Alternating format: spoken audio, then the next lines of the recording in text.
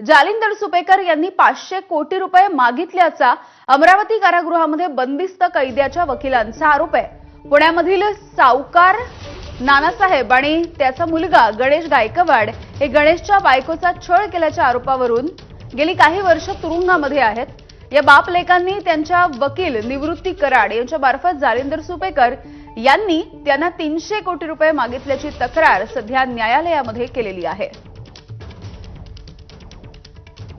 तर वैष्णवी हगवणेच्या आत्महत्या प्रकरणामधील एक नाव समोर आलेलं होतं, जालिंदर सुपेकर।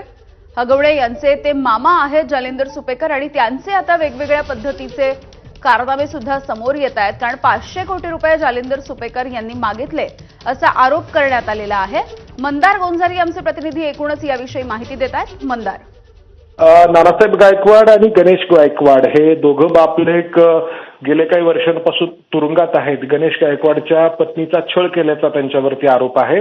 आधी हे दोघे पुण्यातील येरवडा कारागृहामध्ये होते, त्यानंतर तिथं त्यांना मारहाण झाल्यामुळे अमरावती कारागृहामध्ये त्यांना हलवण्यात आलं।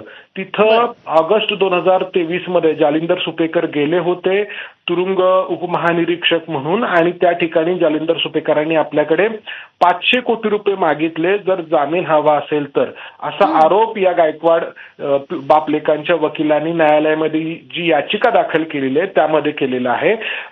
आणि त्यामुळे आता या प्रकरणामध्ये हा जो आरोप झालाय त्याची चौकशी होणार का, हा देखील महत्वाचा भाग आहे। अगदी मंदार, साधारणपणे कधीची ही घटना आहे याविषयी काही कळू शकलेलं आहे का? आणि हे जे सावकार नानासाहेब आणि त्यांचा मुलगा गणेश गायकवाड यांच्याविषयी अधिकची काही माहिती मिळू शकलेली आहे का? नानासाहेब गायकवाड आणि गणेश गायकवाड यांच्या विरोधात मकोका कायद्याअंतर्गत कारवाई करण्यात आलेली आहे।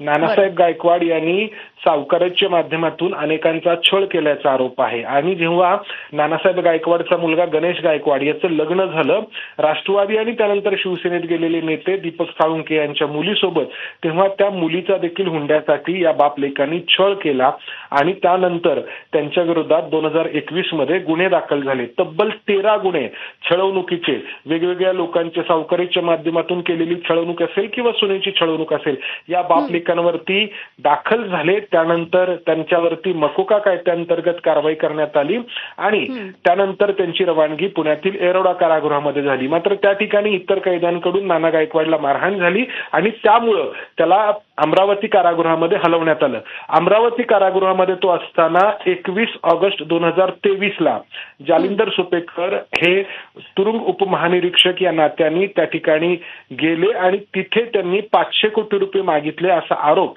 या नाना गायकवाडच्या वकिलांनी निवृत्ती कराड यांनी न्यायालयामध्ये जी याचिका दाखल केलेली आहे त्या याचिकेमध्ये केलेला आहे।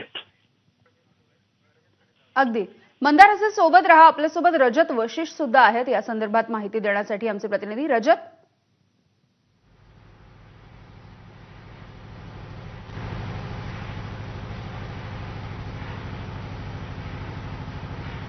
माझा आवाज पोहोचतोय तुमच्यापर्यंत? आपण जालिंदर सुपेकर यांनी 500 कोटी रुपये मागितल्याची बातमी पाहतोय आणि त्यांच्या वकिलांचा आरोप आहे।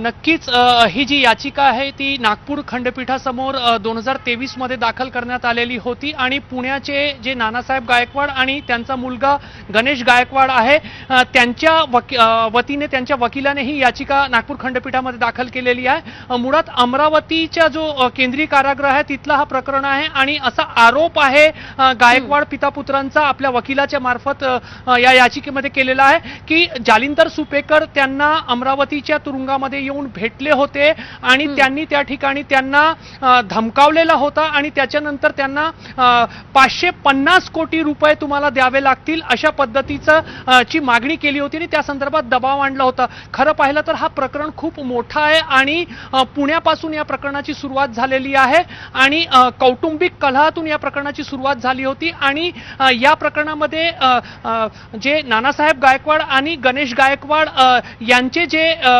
नातेवाईक आहे, गणेश गायकवाड यांचा ज्या कुटुंबामध्ये लग्न झालेला होता तो लग्न तुटला आणि काही क्षणांसाठी तुम्हाला मी थांबवते। आपल्यासोबत वकील निवृत्ती कराड आहे ज्यांच्या मार्फत ही याचिका दाखल करण्यात आलेली आहे, तक्रार न्यायालयामध्ये दाखल करण्यात आली आहे.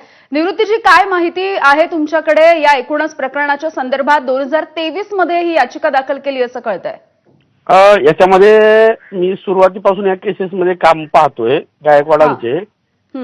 एकंदरीत या संपूर्ण केसेसमध्ये जे पहिल्या रिमांडपासून सुपेकर असतील किंवा अमित गुप्ता असतील, यांनी बराच त्यांच्या कस्टडीमध्ये रिमांडमध्ये असताना बऱ्याच जी काही रिकव्हरी आहे त्यामध्ये मी बराच भ्रष्टाचार झालेला आहे. आणि त्याच्यामध्ये त्यांनी बरेच लॉकर असतील बँकेचे किंवा गोल्ड असेल किंवा कॅश असेल, याच्यामध्ये मी बरंच जप्ती करते वेळेला यांनी एक 100-150 कोटी रुपयाचा भ्रष्टाचार त्यावेळेला केलेला आहे. त्याच्यानंतर जे आरोपी आहेत नानासाहेब आणि गणेश गायकवाड यांना येरवाडा जेलमधनं अमरावतीला त्यांनी वर्ग करण्यात आलेला आहे.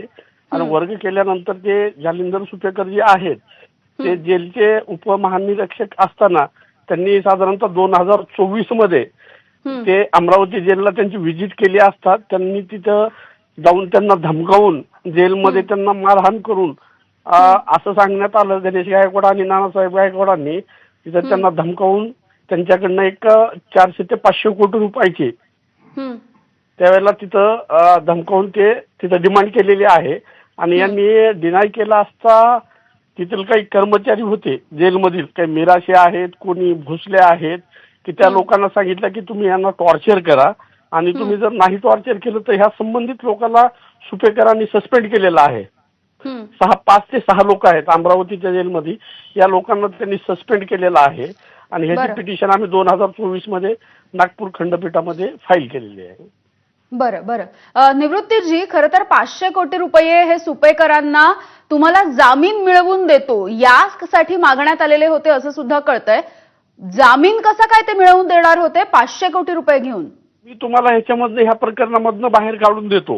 हे सर्व मीच केलेलं आहे, आम्हीच केलेलं आहे. मी संबंधित पुढच्या व्यक्तींना बोलतो आणि ह्या प्रकरणातून मी तुम्हाला बाहेर काढून देतो. आणि नाहीतर आम्ही तुम्हाला सोडणार नाहीत. आणि ह्याच प्रकरणामध्ये नानासाहेब गायकवाडावरती साधारणतः 2023 मध्ये जेलमध्ये एक वार करण्यात आलेला होता.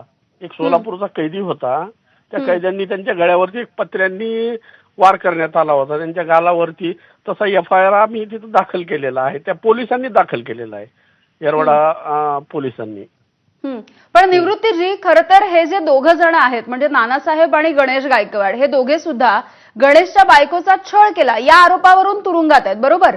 मॅडम, याच्यामध्ये कसं आहे, जे काही कागदपत्र आहेत, जे 377 त्यांच्यावर जे केस लावलेली आहे त्याच्यात माझ्याकडे कागदपत्र आहेत. ते 377 जे डॉक्टर यामिनी आडबे त्यांचं जे काही सर्टिफिकेट आहे, ऍक्च्युली तिथं उपचार कुठलाही घेतलेला नाही. आम्ही ते त्याच्यामध्ये जामीनमध्ये दाखलेलं आहे. ते सर्टिफिकेट आहे, फ्रॉड सर्टिफिकेट आहे. वाटेल तर आम्ही तुमच्याकडे देतो. त्याच्यामध्ये 377 आणि त्यांचा कौटुंबिक जो काही प्रकार आहे ते न्यायालयीन प्रकार आहे. ते न्यायालयीन प्रकारामध्ये तिथं जामीन झालेला आहे. ठीक आहे निवृत्तीजी, कळलं. अगदी धन्यवाद, तुम्ही बोललात यासाठी आणि माहिती दिलीत यासाठी. रजतकडे पुन्हा एकदा जाऊयात. रजत, आपण बघतोय की 2023 पासूनचं हे प्रकरण जसं तुम्ही सांगितलं, याच्यामध्ये आता जालिंदर सुपेकर यांनीच ते सगळं घडवून आणलंय अशी एक माहिती त्या वकिलांनी दिलेली आहे. नक्कीच गंभीर आरोप आहे, कारण तुरुंगामध्ये जे कैदी असतात त्यांची पण सुरक्षा करण्याची जबाबदारी तुरुंग प्रशासनाची असते.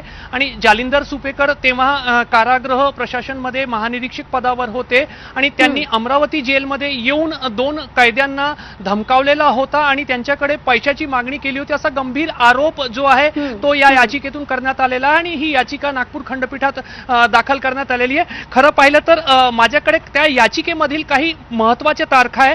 त्याप्रमाणे 19 ऑगस्ट 2023 रोजी सकाळी 9 वाजता जालिंदर सुपेकर अमरावती जेलमध्ये एका निश्चित ठिकाणी जे गायकवाड पिता पुत्र आहेत त्यांना भेटले होते आणि त्या ठिकाणी धमकावले होते. आणि त्याच्यानंतर जे नानासाहेब गायकवाड आणि गणेश गायकवाड यांच्या वकिलांनी 5 ऑक्टोबर 2023 मध्ये अमरावती जेलमध्ये RTI दाखल केलेली होती. आणि ज्या ठिकाणी ऑगस्ट महिन्यामध्ये आम्हाला जालिंदर सुपेकर भेटले, आम्हाला धमकावलं, त्या ठिकाणचे CCTV फुटेज आम्हाला देण्यात यावे अशी मागणी त्यांनी वकिलामार्फत सुरुवात केली होती. मात्र जी काही माहिती आपल्यापर्यंत आतापर्यंत पोहोचली त्याप्रमाणे ते सीसीटीव्ही फुटेज जे आहे ते कधीच गायकवाड यांचे जे वकील आहेत त्यांना देण्यात आलेले नाही आणि अजूनही जे गायकवाड पिता पुत्र आहे ते अमरावतीच्या तुरुंगामध्ये आहे. त्यामुळे तुरुंगामध्ये जाऊन जर तुरुंग प्रशासनाचा वरिष्ठ अधिकारी कैद्यांना धमकावतो आणि त्यांच्याकडून पैशाची मागणी करतो, हा जो गंभीर आरोप आहे याची चौकशी होण्याची नक्कीच गरज आहे. हो रजत, असेच सोबत राहा, आणखी अपडेट्स घ्यायचे. आपल्यासोबत सामाजिक कार्यकर्ते अंजली दमानी आहेत.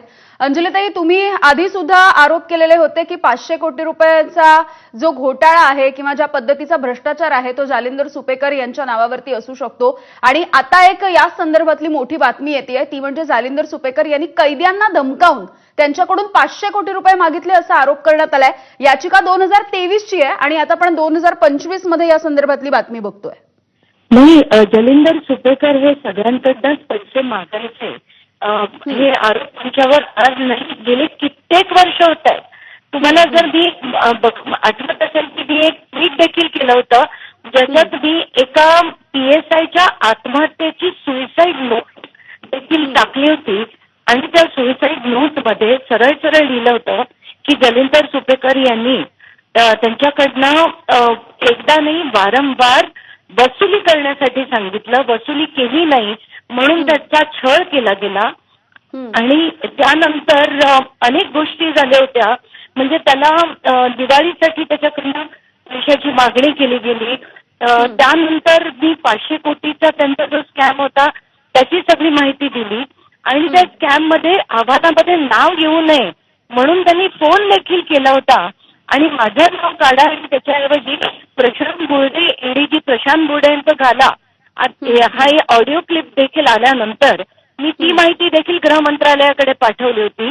या व्यतिरिक्त असंख्य ठिकाणून मला फोन इन आणि मेसेजेस येत आहेत की सुपेकरांनी त्यांच्याकडनं पैसे मागितले होते.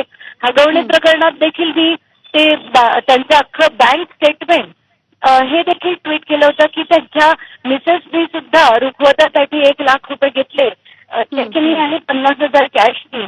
त्यामुळे आता अशी असंख्य गोष्टी बाहेर येतच राहतील. मला असं वाटतं की सरकार अजून त्यांना फक्त ट्रान्सफरच का करत आहे, अशा ऑफिसरला सस्पेंड करून इन्व्हेस्टिगेशन केले पाहिजे त्यांच्यावर. अंजलीताई, धन्यवाद तुम्ही बोललात यासाठी.